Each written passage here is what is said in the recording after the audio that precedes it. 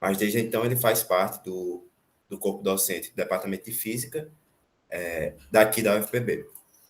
E sua área de pesquisa é na área de cosmologia e gravitação, com ênfase em temas como geometrias riemannianas e teleparalelismo. Então, com vocês, a palestra do professor Jansen. Primeiramente, eu gostaria de agradecer a todas as pessoas que estão aqui presentes, interessadas em assistir aqui a minha palestra. Deixa eu compartilhar aqui a minha tela, para ficar melhor.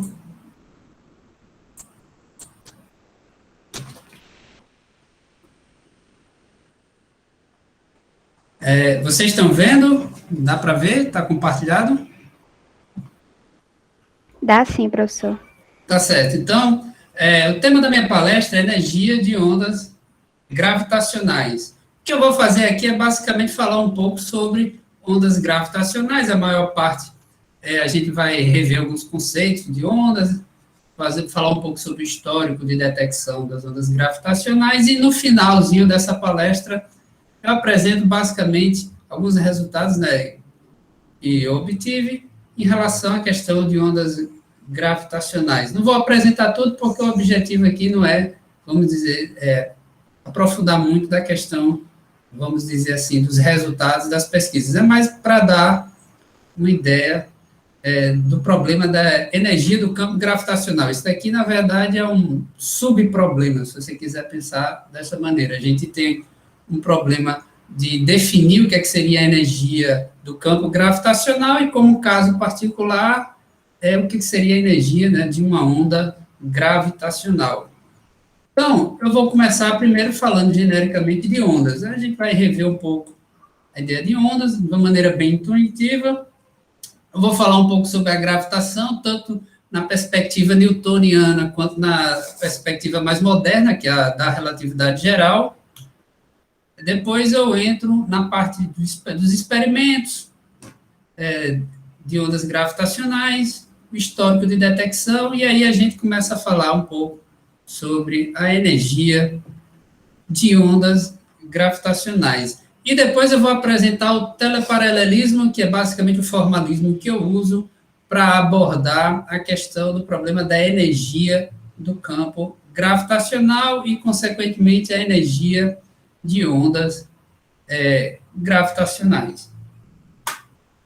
Primeiramente, a primeira pergunta que a gente tem que fazer é o que é uma onda?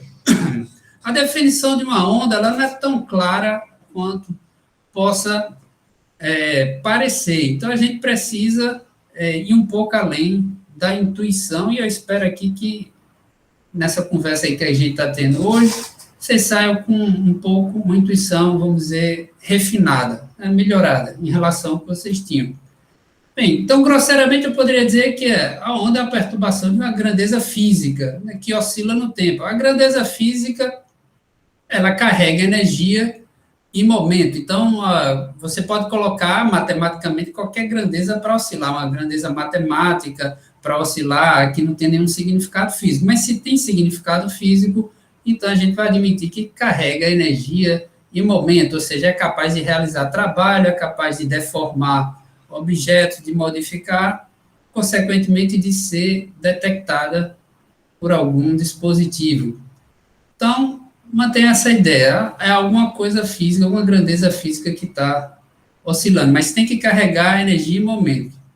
Então, como exemplo, a gente tem ondas numa corda, você tem um pedaço da corda que tem energia, em geral, na forma tanto de massa quanto de energia cinética, certo? Então, se esse pedaço da corda começar a oscilar para cima e para baixo, a gente pode produzir aí uma onda, né, e transmitir essa energia. Ondas eletromagnéticas, você tem a oscilação dos campos elétricos e magnéticos, que também carregam energia e momento. Então, tem alguma coisa ali que está oscilando e que pode, né, fornecer energia para um sistema, que carrega energia e momento. Você tem as ondas do mar, o elemento oscilante nas ondas do mar são as moléculas da água, que podem oscilar e produzir uma onda, Vocês já devem ter ouvido falar nos tipos de ondas, você vê lá no curso de Física 2, que nós temos as ondas mecânicas, em geral elas precisam de um meio material para poder se propagar, é o caso da onda na corda, aquele pulso de energia ele só vai se propagar se estiver lá no meio material, se for onda mecânica, o elemento da corda oscila para cima e para baixo, tem uma onda transversal, enquanto que o pulso de energia em momento se propaga numa dada direção ao longo da corda. Ondas eletromagnéticas, que não são ondas mecânicas, são descritas pelas equações de Maxwell, não precisam de um meio material para se propagar, eles se propagam no vácuo, mas, novamente, embora se propaguem no vácuo, elas carregam energia em momento. Então, é algo físico, algo que tem energia, algo que tem momento, algo que é capaz de ser detectado por um dispositivo. As ondas de matéria, já no contexto da mecânica quântica, e a gente tem também as ondas gravitacionais, que mais recentemente, é coisa de 5, 6 anos atrás, foram detectadas em laboratório, já tinham sido previstas por Einstein e foram detectadas. Ou seja, as ondas gravitacionais são entidades físicas que carregam energia em momento e foram detectadas. E a gente vai focar nesse último tipo de onda aí que você está vendo. Gravitação newtoniana. Eu vou falar sobre a gravitação newtoniana apenas para fazer um contraste com a relatividade geral. Basicamente, para enfatizar aqui que gravitação newtoniana não permite a existência de ondas gravitacionais. Então, eu vou deixar bem claro aqui que ondas gravitacionais não existem na gravitação newtoniana. É preciso necessariamente de outra teoria. E a melhor teoria que tem descrito as ondas gravitacionais é a relatividade geral. Então, Isaac Newton mostra que a força que atua sobre os planetas é a mesma que faz os corpos caírem, e aí você tem a possibilidade de explicar, pelo menos até um certo nível de precisão, o comportamento dos astros, dos planetas em torno do Sol. Quais são as características dessa gravitação? Ela é atrativa, ela não é relativística, então tudo aquilo que você aprendeu sobre relatividade especial, você não necessariamente vai poder aplicar para a gravitação newtoniana, porque a gravitação newtoniana ela não é relativística. Ao contrário, por exemplo, da eletrodinâmica, que é uma teoria naturalmente relativística, a mecânica newtoniana não é. Ela não é uma teoria quântica da gravitação, ela não explica a origem da força. Quando eu quero dizer que ela não explica a origem da força, é que não tem vamos dizer assim, nenhum detalhe sobre o porquê que essa força estaria aparecendo. Simplesmente ela está lá. Você constata que está lá e parte a partir dessa constatação de que existe a força. A interação à distância ocorre de forma instantânea. Eu vou me focar aqui nesse último aspecto. A gente pode fazer um experimento mental para tentar visualizar o que é que significa, em termos práticos, você ter uma interação instantânea, que ocorre instantaneamente. A gente pode pensar no seguinte: imagine que você tenha aqui o Sol, certo? Num certo instante t0, e que aqui está o planeta Terra. Nesse instante t0, a velocidade da Terra é aqui para à direita. Você sabe que se o Sol permanecer no lugar ali, a Terra não vai seguir linha reta, ela vai descrever aqui uma elipse. Então, no instante posterior, esse vetor velocidade mudaria de orientação, porque você tem uma força aqui alterando a velocidade, né, produzindo uma aceleração. Agora, se essa força newtoniana ela é instantânea, então, isso significa que se eu desligar o Sol instantaneamente, a Terra imediatamente receberá a informação de que o Sol desapareceu e ela vai seguir em linha reta, como se não existisse força gravitacional nenhuma, porque o Sol desapareceu. Então, se o Sol desaparecer no instante seguinte, o que você teria seria a Terra imediatamente seguindo uma trajetória retilínea aqui, com a velocidade que ela tinha imediatamente antes do desaparecimento do Sol. É óbvio que esse desaparecimento do Sol, ele é só um pensamento hipotético, idealizado, né? Uma estrela não vai desaparecer instantaneamente, mas, seguindo as regras da gravitação newtoniana, se fosse possível fazer o Sol desaparecer, e quando eu falo desaparecer, não é virar radiação, não é virar nada, é simplesmente desaparecer mesmo. Então, você teria aí a Terra seguindo linha reta. Vou colocar aqui uma animação, espero que vocês vejam. Se alguém estiver vendo aí, indique. Então, aqui eu imagino que você tem um planeta, está seguindo uma órbita circular, para facilitar a animação da circular, e a estrela aqui vai desaparecer. No instante que ela desaparecer, o planeta segue em linha reta. Essa imagem amarela aqui representa a última luz emitida pela estrela no instante que ela desaparece. Então veja o que acontece. A luz se propaga na velocidade da luz. Então, quando a estrela desaparece, você tem isso aqui se propagando na velocidade da luz. O que essa animaçãozinha está dizendo é que o planeta recebe a informação do desaparecimento da estrela numa velocidade muito maior do que a velocidade da luz, porque antes do último sinal de luz, que é o sinal que é emitido no instante que ela desaparece, chegue no planeta, o planeta já está seguindo linha reta, já está na primeira lei de Newton, ou na segunda lei, quer dizer, é na primeira lei de Newton. A ausência de força vai seguir um movimento retilíneo uniforme. Então, o planeta vem, tem uma velocidade aqui que está mudando de orientação, porque tem uma força. Aí o Sol desaparece, pronto, ele começa a seguir uma linha reta muito antes desse círculo aí amarelo, que na verdade você tem que pensar como uma casca esférica, né? Que seria a luz que foi emitida antes do Sol desaparecer. E o planeta já recebeu essa informação. Então, isso é uma propriedade da gravitação newtoniana, ou seja, a informação ela é comunicada numa velocidade infinita, é instantânea para todos os pontos do espaço. Isso é uma característica da gravitação newtoniana, que hoje em dia a gente sabe que a coisa não é bem por aí. E isso aí, obviamente, que viola a relatividade especial. Certo. Uma das características da gravitação newtoniana é não ter ondas gravitacionais. Então, na gravitação newtoniana, você não só não prevê as ondas gravitacionais, como você não necessita de que a informação se propague numa velocidade finita. Essa gravitação, ela não serve para descrever ondas gravitacionais, então ela falha. Ela não é capaz. A gravitação newtoniana é muito boa para descrever a queda de um objeto, boa para descrever o movimento dos astros, pelo menos com uma precisão que não seja, vamos dizer, tão grande assim. Se você não quiser um experimento de altíssima precisão, então é uma gravitação boa. Agora, para falar de ondas gravitacionais, a gente vai precisar da relatividade geral. Em 1905, o Einstein formula a relatividade especial. E uma das afirmações que ele faz é que nenhuma informação pode ser transmitida com uma velocidade superior à velocidade da luz, que eu estou representando aqui pela letra C. Então, aquela simulação que você viu, aquilo dali já passa a ser fisicamente inaceitável nessa teoria.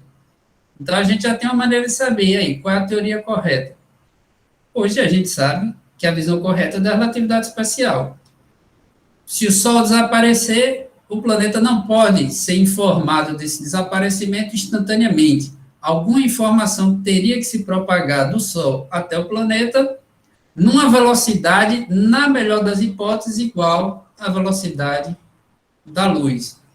Poderia ser menor, mas jamais maior. Pelo menos esse é um princípio aqui da atividade especial. Em 1915, o Einstein generaliza a relatividade especial para incluir a gravitação, porque a gravitação ela não está lá na relatividade especial. Em 1915, Einstein consegue incluir a gravitação. E a ideia básica utilizada por Albert Einstein é de que a matéria curva o espaço. Então, se você tem um espaço-tempo sem matéria, ele seria o espaço-tempo da relatividade especial. Mas quando você põe matéria, quando eu falo matéria aqui, não é só matéria, é energia. qualquer coisa que contenha energia vai gravitar. Então, por exemplo, a radiação, a luz que você está enxergando nesse exato momento, ela gravita, ela altera também a geometria do espaço. Então, matéria aqui é um termo, poderia se dizer até entre aspas, porque toda matéria curva o espaço, mas não só matéria curva o espaço. Qualquer conteúdo de energia e matéria vai curvar o espaço. E a curvatura do espaço-tempo é responsável pela gravidade. Então, aqui Einstein vai fazer uma coisa que a gente chama de geometrizar a interação. Você tem essa interação chamada interação gravitacional, e o que o Einstein vai fazer é dar uma descrição puramente geométrica da relatividade, da gravitação. E essa descrição ela é quantificada a partir das equações de Einstein. Aqui do lado esquerdo a gente tem o que a gente chama de tensor de Einstein, que é um objeto que depende da curvatura do espaço-tempo. E do lado direito a gente tem um objeto que carrega informação sobre aquilo que eu estou chamando de matéria, incluindo radiação. Carrega informação sobre poeira, sobre o seu corpo, sobre os planetas, sobre a radiação eletromagnética. Então, por exemplo, ondas eletromagnéticas têm energia e tem um tensor de energia momento. Então, tudo aqui que carrega energia, você põe e não é gravitação, esse é um detalhe importante, tudo que tem energia e momento e não é gravitação, você joga aqui para o lado direito. Só que o lado esquerdo também carrega energia, então é importante destacar isso, pelo menos nessa apresentação, porque, embora o lado esquerdo seja geometria, essa geometria aqui, ela tem energia, ela é capaz de realizar trabalho, de transformar, então ela tem energia. Energia não está só do lado direito. Do lado direito seria a energia daquilo que a gente chama de matéria e radiação eletromagnética, coisas dessa natureza. Ou seja, energia que não é gravitacional. Tudo que tem energia e não é gravitacional, você joga para o lado direito dessa equação. Resolvendo, você obtém como solução uma coisa chamada métrica, que está associada com a medida de distâncias. A gente representa aqui, por esse Gemini. Esse seria o campo fundamental. Certo? Então, esse campo aqui, ele está medindo, basicamente, ele está dando informações sobre distâncias no espaço-tempo. Então, não é só distância no espaço, é distância no tempo e calculando, consequentemente, em um intervalo. Bem, aqui a gente tem um famoso exemplo que se dá da curvatura do espaço. Eu espero que vocês não levem muito a sério essa imagem, porque essa imagem ela é uma imagem assim puramente pictórica que não é para ser levada a sério, é só para dar uma sensação psicológica de que você está visualizando a curvatura do espaço-tempo. Certo? Que é aquela imagem que normalmente eles botam com um lençol, arracha alguma coisa elástica, põe objetos em cima, esses objetos curvam esse lençol, então é mais ou menos isso que acontece com a geometria do espaço-tempo. Essa imagem ela pode confundir porque o que está sendo curvo é o espaço e o tempo, é uma combinação dos dois. Então, você não tenta imaginar o espaço se curvando dentro de outro espaço, não, porque talvez possa gerar confusão. Então, isso aqui é só mais para dar assim satisfazer o nosso desejo de ter uma imagem na cabeça, basicamente por isso. Agora eu vou exibir a mesma animação anterior, só que com detalhe, levando em consideração de que quando a estrela desaparece, a informação de que ela desapareceu não pode se propagar numa velocidade infinita, ela tem que percorrer o espaço até chegar ao planeta, e só então o planeta saber, ops, a estrela desapareceu. Então, note o que é que vai acontecer aqui. De novo, o planeta aqui, supondo que está numa órbita circular, a estrela vai desaparecer, e perceba que ele vai continuar seguindo a órbita circular, enquanto o último raio de luz não chegar até ele. Ele vai seguindo a órbita circular. E quando chega a informação de que a estrela desapareceu, aí tudo bem, ele pode seguir em linha reta, porque não tem mais curvatura significativa do espaço tempo, certo? Então, essa é a visão, digamos, mais realística, não é a informação não se propagou na velocidade instantânea. Então, essa é a visão da relatividade geral. Então, veja a mudança de visão entre a relatividade geral e a gravitação newtoniana. Agora, como é que essa informação poderia se propagar? Essa informação do desaparecimento da estrela, ela poderia se propagar na forma de ondas gravitacionais. O desaparecimento do Sol produziria uma perturbação no espaço de forma ondulatória e essa perturbação se propagaria. Seria como onda num lago, como se você tivesse jogado uma pedra no lago e aquela onda se propagado, seguindo uma certa velocidade. No caso da onda gravitacional, seria a velocidade da luz. Aqui eu estou colocando o último feixe de luz, né? O melhor feixe, aqui é a última luz emitida, e você teria também uma onda gravitacional aí, se propagando junto com essa luz.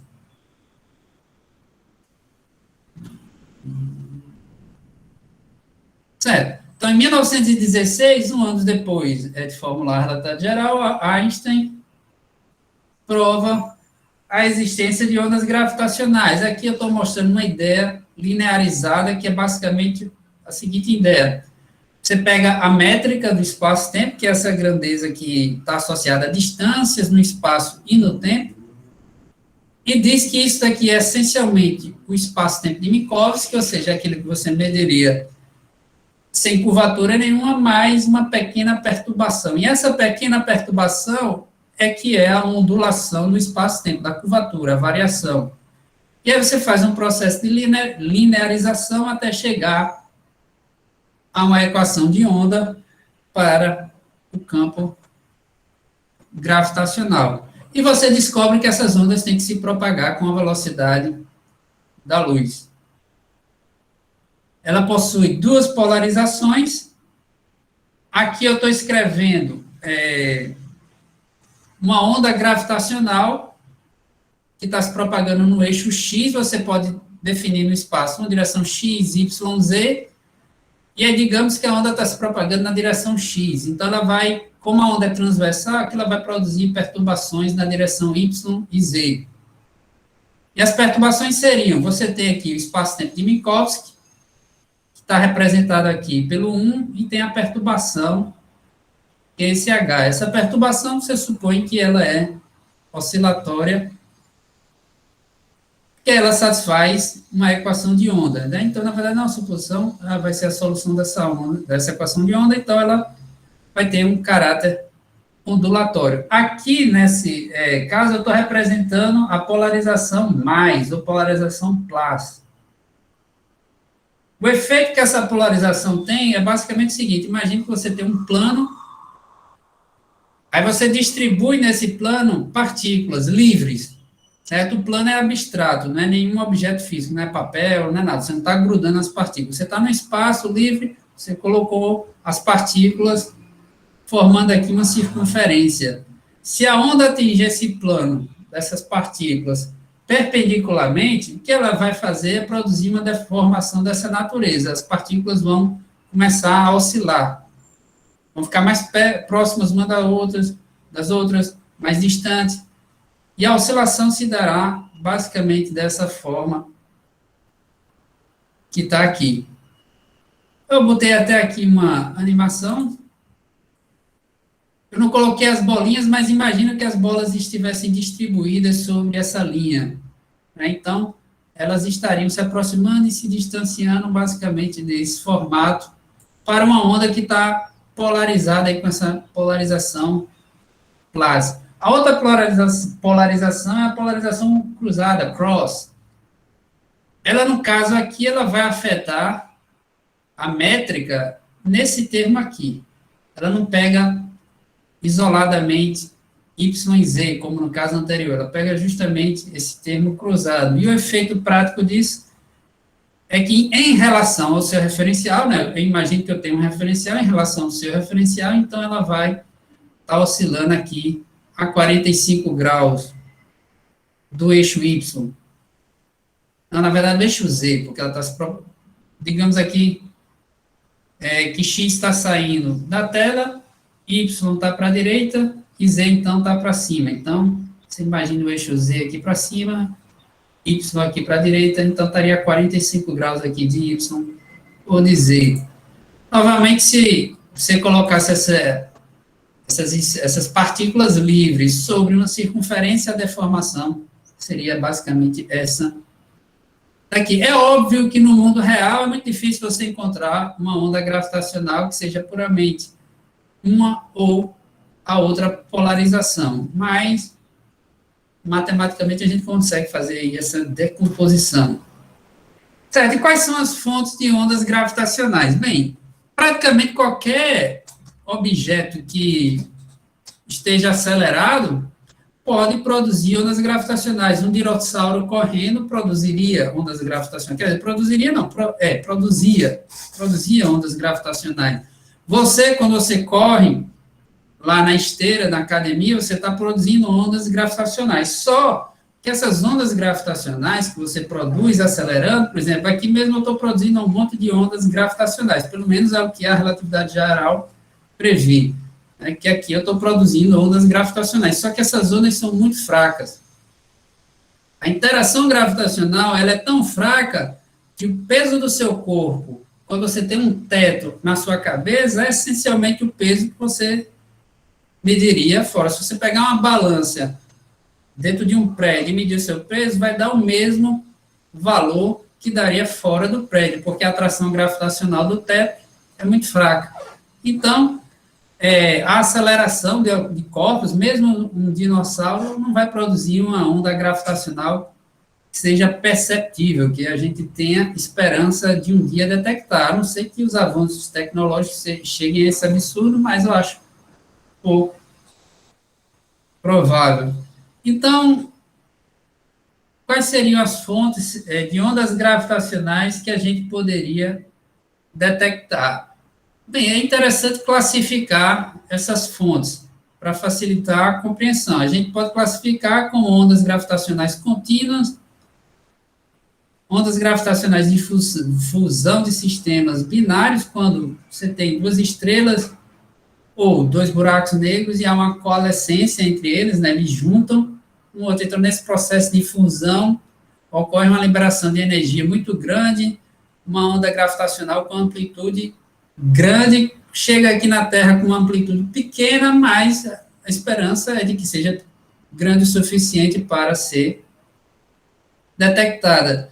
Um tipo de onda gravitacional que a gente chama de estocásticas. Essa daí é chamada de estocástica porque elas se misturam de forma aleatória, então tem que ter um certo tratamento estatístico para poder descrevê-las. E tem as ondas gravitacionais que a gente chama de burst, ou surpresa, que vem de uma fonte que a gente não esperaria encontrar. Então, possíveis fontes para ondas gravitacionais contínuas. Se tiver estrelas de nêutrons deformadas, imagina uma estrela de nêutron que não é uma esfera perfeita. Ela tem uma certa deformação, porque uma esfera perfeita rotacionando não vai produzir ondas gravitacionais. Tem que ter uma imperfeição. E a imperfeição tem que ser grande o suficiente para que o impacto na geometria seja forte o suficiente para produzir uma onda gravitacional com amplitude alta o suficiente. Então, se você tem uma estrela de nêutron que não é esfericamente simétrica, que ela tem uma imperfeição, ela gira numa velocidade tal, e a imperfeição é grande o suficiente para produzir uma onda gravitacional que chega até aqui de forma detectável, então você vai ter uma onda gravitacional contínua, que a estrela vai estar lá girando e continuamente fornecendo essa onda gravitacional. No caso de fusão de sistemas binários, podem ser fusão de estrelas, de nêutrons ou anãs brancas, pode ser dois buracos negros, um sistema binário formado por um buraco negro e por uma estrela. Quando eles interagem, né, ocorre a coalescência, que é esse fenômeno, digamos, das duas estrelas, os dois buracos negros se unirem e formarem uma só, pode ser liberada aí uma onda gravitacional E é basicamente esse tipo de fonte gravitacional que foi detectada até agora. Colisão de estrelas de nêutrons, anãs brancas ou buracos negros. No caso da estocástica, a origem seria o Big Bang, inhomogeneidades no início do universo, e também a possibilidade de buracos negros formados por estrelas que existiam antes da formação das galáxias. E as ondas gravitacionais surpresas, como o nome diz, é um processo desconhecido. De repente apareceu uma onda gravitacional e você não consegue explicar a fonte. Aí tudo que não cai lá em cima, você joga aqui. Certo, aqui a gente tem uma representação artística de dois buracos negros, então você poderia ter aí dois buracos negros orbitando um ao outro, e com o tempo eles poderiam, um em direção ao outro, colidirem, formar um buraco negro final. Então, durante esse processo em que os dois estão colidindo, você tem uma liberação de energia muito grande, uma onda gravitacional que pode ser grande o suficiente para chegar aqui na Terra e ser detectada. Aqui eu vou mostrar uma animação com duas anãs brancas. Essa animação eu estou tirando aqui, eu peguei no site do LIGO, vocês podem procurar, pode pegar, o copyright é livre, vocês podem utilizar para qualquer propósito educacional.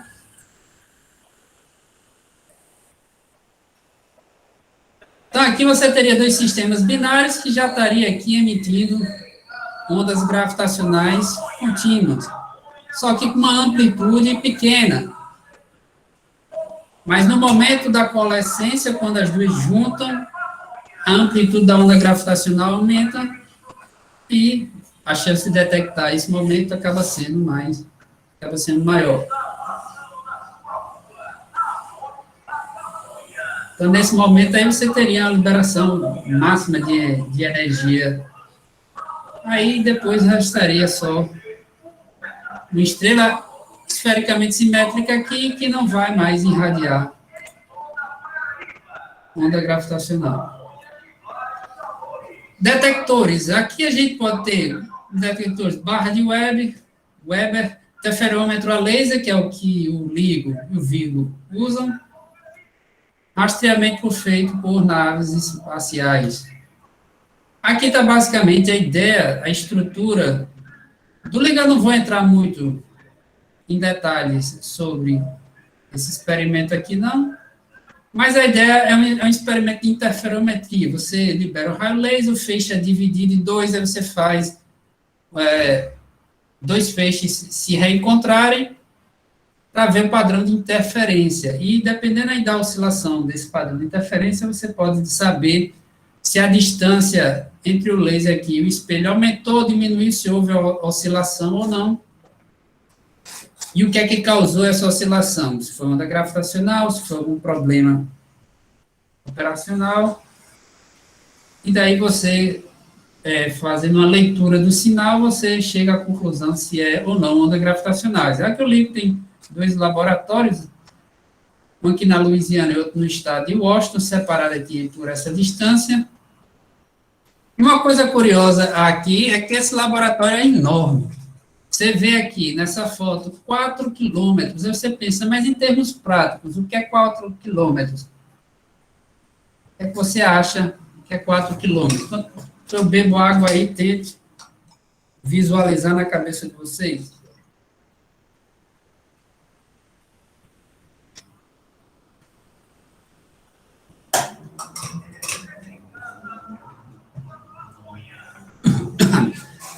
Para quem mora em João Pessoa, quem já conhece a cidade de João Pessoa, eu vou dar mais ou menos uma ideia para vocês do que é que representa essa distância aí. Imagine que você vai lá para o busto de Tamandaré. E você caminha a pé até o shopping Manaíra. Pode ser pela calçada do Cabo Branco. Você vai do busto de Tamandaré até o Mega Shop e depois vai para o shopping Manaíra. Essa distância, pelo que eu vi no Google, é de mais ou menos 4,2 quilômetros. A distância do busto de Tamandaré para o Manaíra Shopping, em linha reta, é menor do que 4 quilômetros. Então, essa é só para você ter noção quão grande é o braço aí do LIGO. 4 quilômetros é muita coisa. Você começasse aqui, ó, nesse ponto, e caminhasse até aqui, é como se você estivesse indo do Busto de Tamandaré até o Manaíra Shopping a pé. Então, só para você ter uma noção aqui do quão grande é, né, esse braço aqui, 4 quilômetros é muita coisa. Certo? Aqui é outra foto do laboratório. Aqui eu tenho uma simulação, vou mostrar 2 simulações aqui.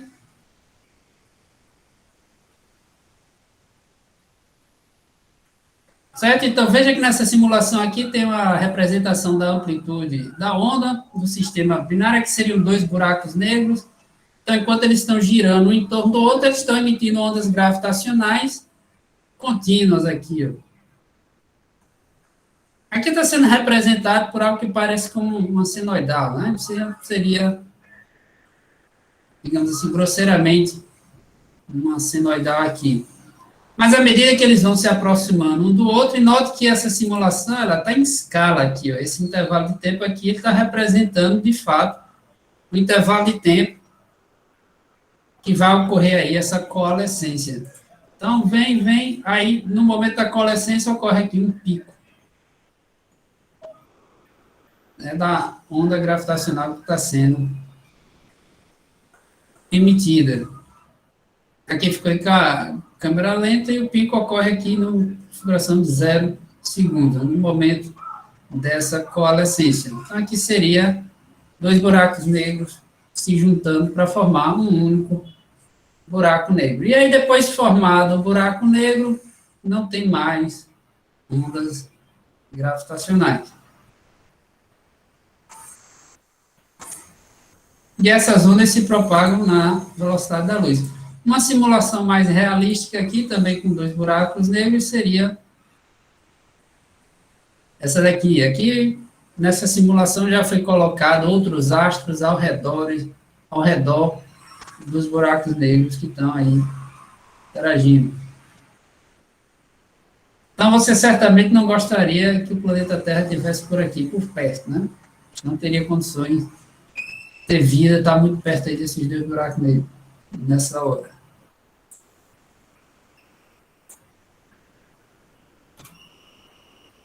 Histórico de detecção, já tem várias ondas detectadas, então eu resolvi colocar só a primeira e a mais recente que eu vi lá. A primeira, 14 de setembro de 2015, e a mais recente, pelo que eu vi lá no site, 15 de janeiro de 2020. Você pode estar ir lá no Google e digitar LIGO, você tem informações atualizadas sobre as detecções das ondas gravitacionais e outras informações. Certo, agora a gente vai proteção de energia em momento de ondas gravitacionais. Primeiro, eu vou querer destrinchar melhor o que é que eu quero dizer com ondas gravitacionais. O conceito de ondas, ele não é tão, vamos dizer assim, preciso quanto possa parecer. Por exemplo, se você olhar para o mar e perguntar para um surfista o que é uma onda, em geral o surfista só vai dizer quando você tiver aquela coisa grande, visível ao olho, e dizer que eu tenho uma onda. Mas aí ele vai ignorar as ondinhas que estão na superfície do mar. Então, em geral, quando você tem um background e algo oscilando sobre esse background, você pode imaginar, por exemplo, um lago com a superfície parada, você joga uma pedra, aí gera uma ondulação sobre o lago. No caso do mar, você tem um oceano e surgem ondulações sobre esse oceano. Mas aí você pode se perguntar, se eu vou falar de energia de ondas gravitacionais, como é que eu consigo separar a energia da onda da energia do background? Por exemplo, se eu fosse calcular a energia da onda do mar, que está empurrando o surfista, como é que eu separo aquela energia que está na onda da energia propriamente dita do mar, por exemplo, da correnteza que está passando por baixo? Esse mar tem uma correnteza por baixo, tem energia fluindo por baixo. Como é que eu separo? Então, isso é um problema que não é tão simples quanto possa parecer. Você separar a energia daquilo que você está chamando onda do que você não considera onda, porque, na final das contas, é tudo uma coisa só. Mar, você tem um mar. Não existe o mar e a onda do mar. Existe o mar. E no mar você tem algumas coisas que a gente chama de onda. Então, na geometria, o problema é similar. Você tem a energia do espaço-tempo, e dentro daquele espaço-tempo tem ondulações que eu quero chamar de onda. Que essas ondas, essas oscilações estão se propagando na velocidade da luz e elas parecem com aquilo que a gente chama de onda. Então, vou dizer que são ondas gravitacionais. Então, a gente começa fazendo a seguinte separação. Eu tenho aqui a métrica, que está associada com a medida de distância, tanto no espaço quanto no tempo, no caso, espaço-tempo, e eu vou separar o espaço-tempo em um background, que seria como se fosse o meu lago, e as ondulações sobre esse background, como se fossem as ondinhas do lago. Eu joguei a pedra gerou ondulações sobre o lago, então eu tenho as ondulações, a energia das ondulações, que está se propagando, e tem a energia do lago, propriamente dito. Então, eu estou fazendo essa separação aqui. Agora, quais são as condições necessárias para que essa separação me permita dizer que eu tenho uma onda e eu tenho um background? Eu tenho a energia da onda e a energia do background. As condições a amplitude dessas ondulações aqui tem que ser muito menor do que 1. Então, se todo o lago resolvesse se deslocar de um lugar para outro, não é uma onda. Se você pegar um aquário e arrastar o aquário de um lado para outro, aquela energia que está se propagando com o aquário não é onda. É claro que o movimento poderia produzir ondas sobre a superfície, mas se você se movimentar com cuidado, não. Mas você tem uma energia fluindo, mas aquilo não é onda. Então, a gente tem que impor que a amplitude dessas ondulações do espaço-tempo seja muito menor do que 1. Agora, se esse background aqui tem curvatura, ele não é um background plano de Minkowski, que não é o espaço-tempo da relatividade especial, então a gente precisa de uma condição adicional. E a condição adicional é que o comprimento de onda dessas ondulações aqui, porque essas ondulações elas vão ter um comprimento de onda típico. É um grande, um pequeno, faz uma média, tem um típico. Esse comprimento de onda típico tem que ser muito menor do que a gente chama de raio de curvatura. A curvatura, ela é sempre definida como 1 sobre distância. Então, você consegue associar um raio de curvatura dizendo que a curvatura é igual a 1 sobre uma certa distância. Então, esse LP aqui é o inverso de uma curvatura típica. Então, qual é a curvatura do espaço-tempo aqui? Na ponta do meu dedo. Ela é gerada essencialmente pelo planeta Terra, tem um valor. Então, inverte isso, bota 1 sobre isso. Então, eu tenho um raio de curvatura do espaço-tempo aqui, nesse ponto. Se o comprimento de onda da onda for muito menor do que esse raio de curvatura, então, ótimo. Quando a curvatura é nula, o raio de curvatura é infinito, porque o raio de curvatura é o inverso da curvatura. Então, se a curvatura for para zero, o raio vai para o infinito, essa condição se torna redundante. Uma condição equivalente seria você trabalhar com a frequência e dizer que a frequência de oscilação aqui dessas ondulações é muito maior do que a frequência com que o background muda, né? Imaginando que o background também possa ter uma pulsação, porque afinal, quando a onda se propaga no background, ela deforma o background, mas aí você vai admitir que a frequência das ondas é muito maior do que a do background. O background aqui é o fundo. Você pode pensar, por exemplo, no lago, o lago seria o background, e H aí seria as ondulações sobre a superfície do lago. Então, é basicamente assim que a gente caracteriza uma onda gravitacional. Feita essa caracterização, a gente vai ser capaz de reescrever aquelas equações de Einstein que eu coloquei lá no passado como sendo uma equação efetiva, aqui um tensor de Einstein do background, ou seja, a geometria do background, e do lado direito agora eu tenho todo o conteúdo de energia e momento que está associado com a matéria e com aquilo que eu estou chamando de ondas gravitacionais. Fazendo esse procedimento, você descobre, em certas condições, para certos sistemas de coordenadas, você descobre que esse termini aqui tem essa cara. Essas barrinhas aqui significam média, uma média que você faz em vários ciclos, né? Se você tem uma onda complicada, você tira a média em vários ciclos. Ela tem uma certa oscilação, você pode fazer a média no tempo ou no espaço, mas é importante incluir vários comprimentos de onda, se for no espaço, ou várias oscilações, se for no tempo. A não ser que seja uma onda monocromática, porque aí você pode calcular no período, ou no comprimento de onda. Aqui o Wheeler, Kiptor e mais, né, fizeram comentários sobre a localização da energia do campo gravitacional. Traduzindo aqui, nós não podemos dizer se a energia é carregada pelo pico ou pelo vale da onda. De qualquer forma, a gente pode dizer que existe uma certa quantidade de energia, em momento, contida numa região macroscópica, mas aí ele não define exatamente o que é essa região macroscópica, só dá qualitativamente a ideia de que é uma região com vários comprimentos de onda. Então, a gente pode falar, sim, de um tensor efetivo de energia em momento do campo gravitacional. Essa é a visão da relatividade geral. Você não consegue localizar a energia, saber se está na crista, ou no vale, ou nos nós. Onde é que está essa energia? Não sei. Né? Mas, se a gente faz uma média, numa certa região finita, aparece ali uma energia matematicamente, e aqui dali existe, porque ondas gravitacionais produzem efeito sobre os objetos, deformam, aquecem, então tem energia. Então, a gente não consegue localizar a energia do campo gravitacional, mas a gente consegue definir através de uma média. Essa é a visão da relatividade geral. Certo? Então, para uma onda monocromática se propagando, na verdade, aqui nem precisa ser monocromática, uma onda se propagando no eixo Z, aqui eu coloquei no eixo Z, aquele tensor de energia em momento, né, que aparece aqui do lado direito, ele ganha essa forma aqui. Aí a pergunta natural que você pode fazer é isso mesmo?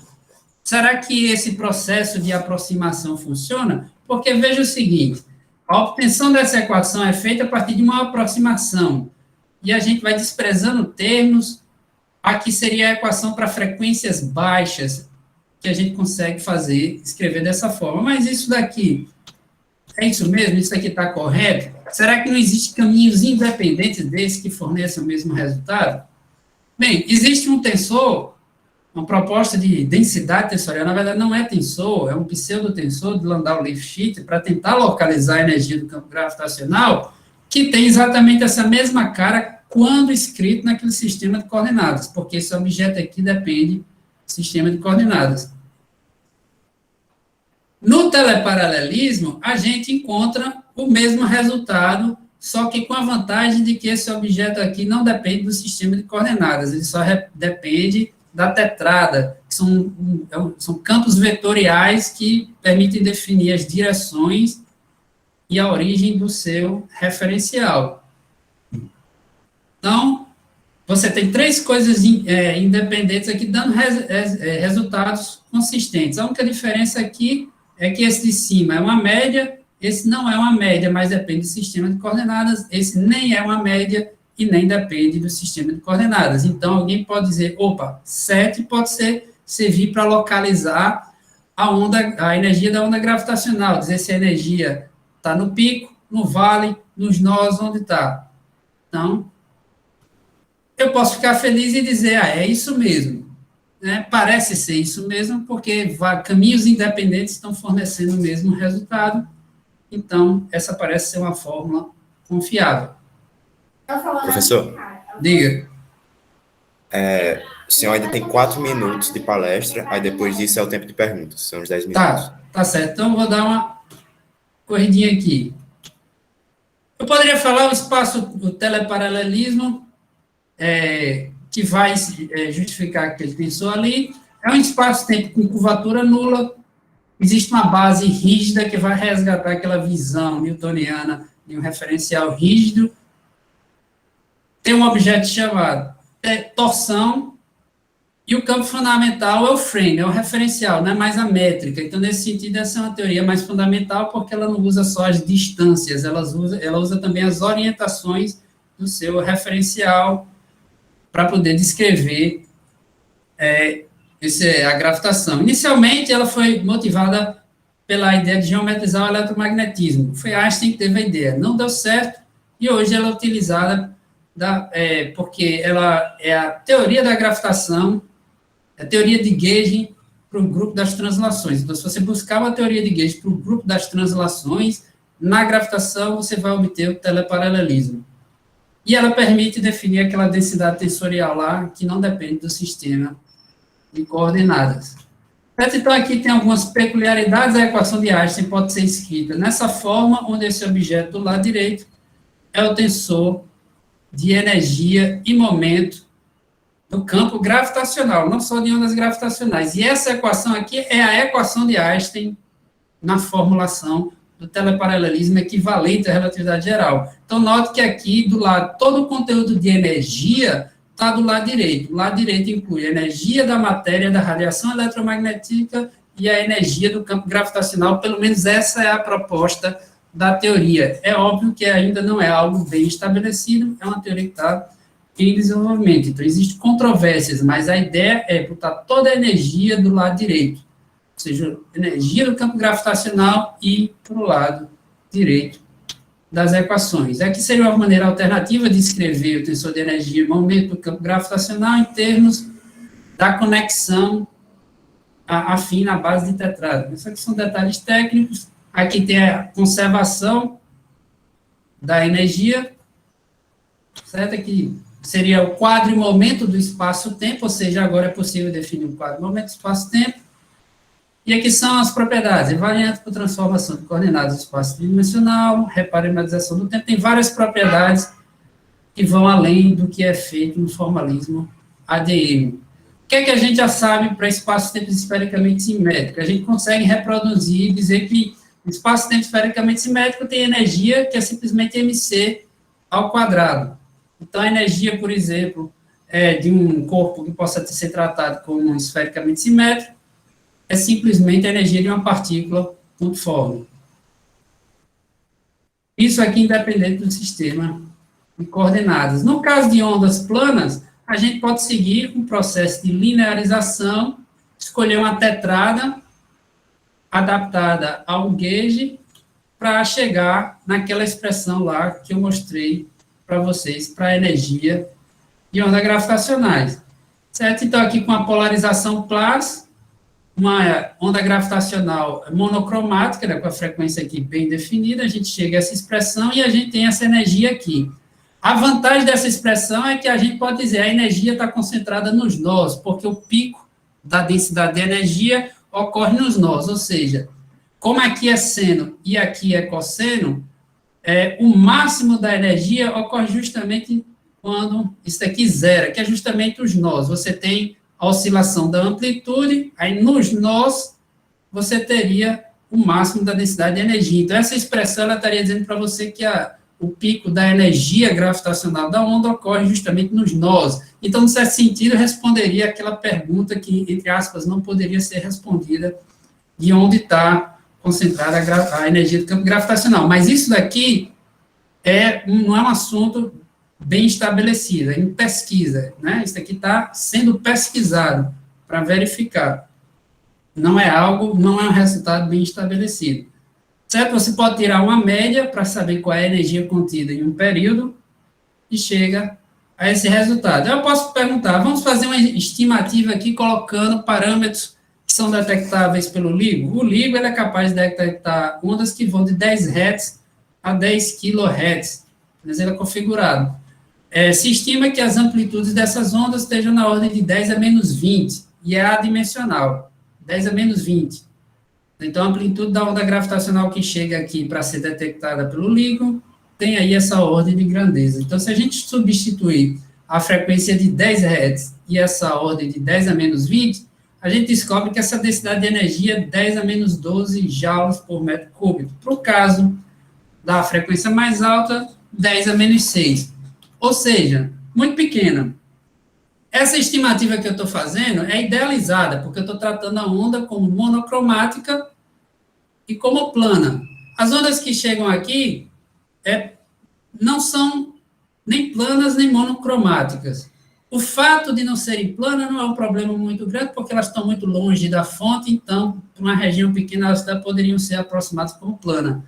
Mas elas não são monocromáticas. Então, isso aqui não é um cálculo do que foi detectado no LIGO, mas é, vamos dizer aqui, uma estimativa, vamos dizer, aproximada, para dar mais ou menos uma ordem de grandeza aí você da energia dessas ondas gravitacionais. E elas são muito pequenas.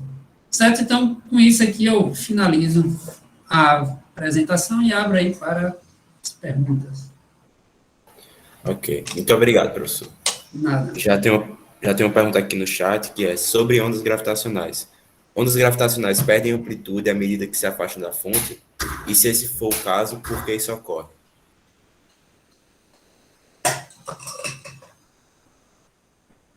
Sim, as ondas gravitacionais, elas perdem amplitude com 1 sobre a distância. Com o inverso da distância, elas caem. Isso ocorre porque, veja que quando você emite radiação, por exemplo, imagine uma fonte esférica emitindo radiação. Então, a energia que foi emitida, ela não vai aumentar e nem diminuir. Mas a área em que ela está sendo distribuída aumenta. Então, é natural que a densidade diminua. Imagina, por exemplo, que uma lâmpada emitiu 5 joules, eu não sei se essa é a energia plausível, mas digamos, emitiu 5 joules de energia, certo? E de forma esfericamente simétrica. Então, à medida que essa energia vai se propagando, ela vai preenchendo uma região maior. Se você imaginar a energia se propagando como a onda se propagando com uma frente esférica, então você está dividindo essa energia sobre essa casca esférica, mas quanto mais longe da fonte, maior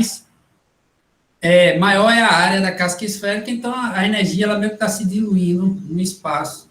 Então a densidade vai diminuir, a amplitude da onda também vai cair com a distância, e tem que cair com a distância, até por uma questão de conservação, porque se não caísse com a distância, então você teria um absurdo de energia infinita, mas se a energia não é infinita, se ela é finita, e ela está cada vez mais ocupando uma região maior, então você teria que ter necessariamente uma diluição dessa onda, da energia dessa onda. É basicamente a mesma ideia do que acontece com o eletromagnetismo.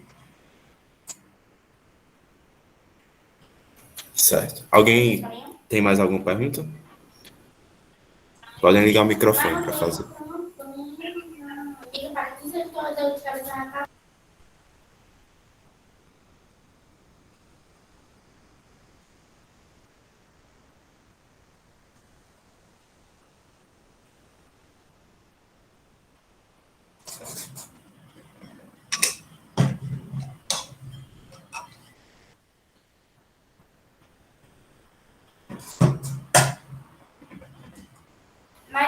Eu acho que ninguém tem mais, então, Carlos, a gente passa logo, quer dizer, Lucas, né, que tá responsável pelo próximo. Certo, posso parar a compartilhar aqui? Pode. Certo, então, agradeço aí pelo convite, a participação, até a próxima, pessoal. Até, muito obrigado. Obrigado, professor. Nada.